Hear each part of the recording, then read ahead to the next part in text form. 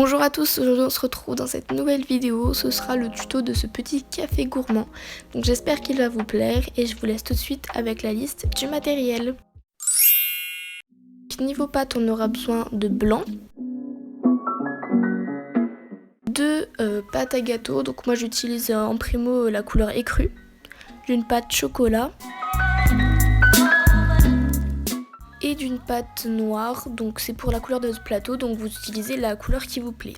Ensuite on aura besoin de pastel sec, de fimo liquide, d'une petite tasse en porcelaine donc pour le café, de cannes fruits, donc c'est vous qui choisissez les fruits, d'un rouleau ou d'une pâte à machine, pour la texture d'une brosse à dents et d'une petite boule d'aluminium. Ensuite pour couper, couteau, lame, scalpel, ce que vous utilisez d'habitude, un embout en silicone, un pinceau pour les pastels secs, des douting tools et pour finir quelques cure-dents. Donc pour commencer vous allez prendre votre couleur de votre plateau et vous allez bien la malaxer pour qu'elle soit vraiment ramollie puisqu'on va devoir l'aplatir, donc c'est important qu'elle soit molle. Une fois qu'elle est assez molle vous allez l'aplatir. Pas trop finement puisqu'elle va être aplatie à cause de la texture. Vous allez prendre votre lame et créer votre plateau, donc le faites pas trop petit pour que tous vos éléments rentrent.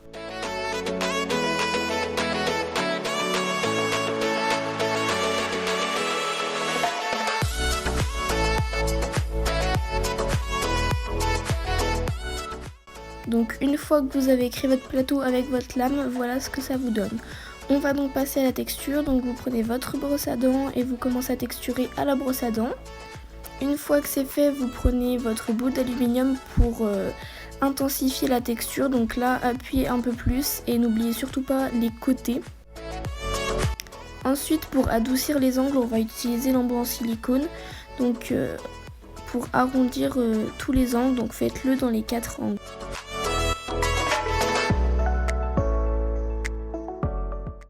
Après, je vous conseille d'utiliser votre tasse pour voir si la taille vous convient. Et si la taille vous convient, on va mettre le plateau de côté, on s'en servira tout à l'heure. On va passer au café, donc pour ça vous prenez votre tasse, de la fimo liquide et de la pastel sec marron. Vous commencez par remplir votre tasse de fimo liquide, donc remplissez-le à la contenance qui vous convient. Moi je l'ai rempli aux 3/4. Avec votre pastel marron et une lame, vous allez gratter la pastel pour mettre des pigments dans la fimo liquide. C'est pas grave si on a un peu à côté, on nettoiera après. Avec un cure-dent, vous allez touiller, si je puis dire, la fimo liquide pour qu'elle devienne marron. Ensuite, une fois que ça vous donne ça, vous prenez une lingette donc pour nettoyer le bord si vous avez de la pastel sec ou de la fimo liquide qui a coulé. Et ensuite on met de côté. On va passer donc au pain au chocolat. Vous allez prendre votre pâte à gâteau et là ça va être du modelage. Donc vous allez donner la forme du croissant, donc en roulant un petit peu en premier et en aplatissant et en modelant avec vos doigts. Je vous conseille de prendre une image de pain au chocolat à côté de vous pour vous aider.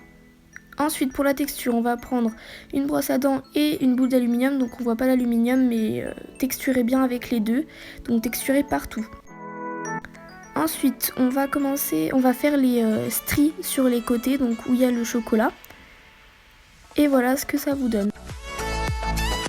Ensuite on va prendre le cutter pour faire des petites stries au-dessus, donc pour intensifier la texture, donc vous le faites sur le côté et sur le dessus.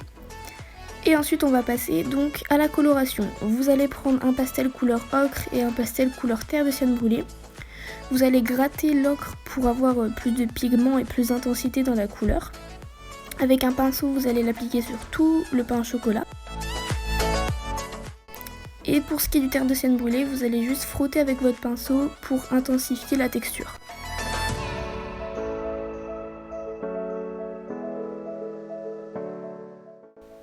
Une fois que c'est fait, voilà ce que ça vous donne. On va prendre le chocolat pour créer les pépites de chocolat qu'il y a au bout. Donc vous allez faire un boudin très fin.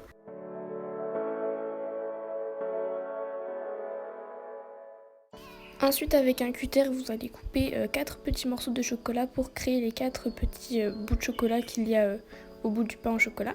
Donc grâce à un doodling tool, vous prenez les petits morceaux que vous roulez entre vos doigts et vous allez les placer au bon endroit avec le doodling tool. Donc vous faites ça pour les 4 petites pépites de chocolat.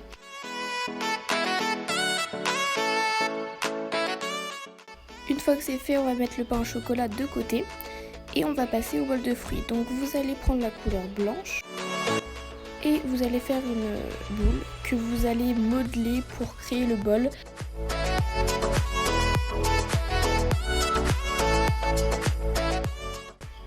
Grâce au doodling tool, vous allez réaliser un creux à l'intérieur de la pâte que vous allez faire de plus en plus gros pour créer une sorte de bol, une sorte de récipient. Donc ça c'est du modelage encore une fois.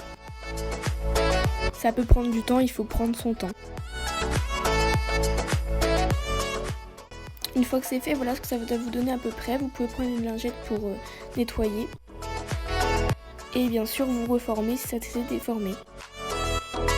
Ensuite on va prendre nos cannes fruits, donc moi j'avais choisi citron et pamplemousse. Vous allez créer grâce à un cutter des petits morceaux de fruits. Donc vous coupez des morceaux de canne que vous recoupez pour créer des petits morceaux.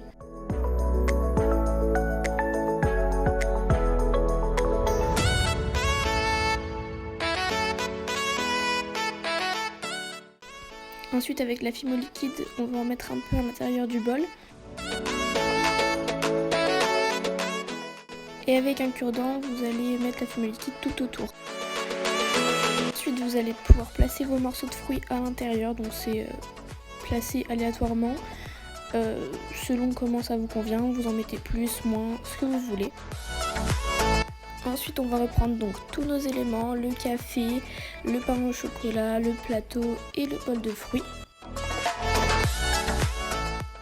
Toujours grâce à de la fimo liquide, vous allez mettre des petits points de fimo liquide sur le plateau pour pouvoir placer vos petits éléments. Donc les éléments, vous les mettez comme bon vous semble, comme vous en avez envie. Donc moi j'ai mis le café en premier avec le petit pain au chocolat placé de travers à côté et le bol de fruits encore à côté.